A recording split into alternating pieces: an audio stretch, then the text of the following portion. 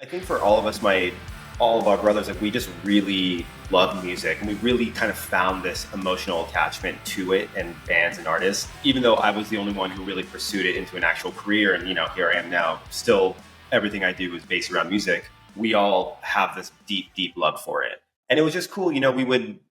We were the kind of kids when we'd be playing, on our Nintendo or Sega. Like a lot of the times, we'd have the TV volume off and just have the radio on, and we had a cassette tape in there. And when the track came on that we loved, we'd press record. So we had our mixtapes and the fun, innocent times of it. Absolutely.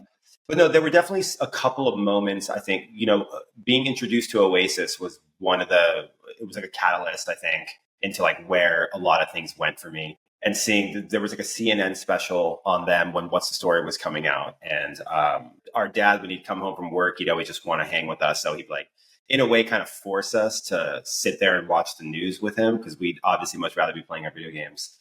And so we're sitting there bored out of our minds, and all of a sudden CNN ran the special on, the British invasion, etc., and did the whole spotlight series or whatever on Oasis. And our jaws just hit the floor. We're like, holy shit, what is this? And so that was like the first, I think Oasis was like one of the first, fan experiences I had. But then if you even go prior to that, like one of my favorite movies of all time is Real Genius, and the ending scene that has Everybody Wants to Rule the World by Tears for Fears.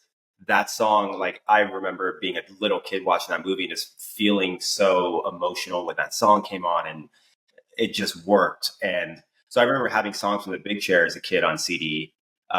So there are these like certain moments that kind of like led to one another. But then, when you get a little more angsty and I started to kind of get introduced to punk rock, it was probably Blink-182, to be honest with you. It was probably like the Damn It video or Josie video. And then from there, and you could probably relate to this, but like I come from the generation where you found new bands by looking to the thank you section of CDs. Yes. It was like, that was one of the biggest parts of buying a new record. It was like, is there a new band I'm going to discover on this? So, so many bands, like, like Pennywise, Homegrown, the list goes on, but just a lot of those kind of like early Warped comps and Sure. and Fat Wreck comps and all that kind of stuff. It was cool. So I guess to answer your question, there are like certain chapters which has kind of molded me to who I am today.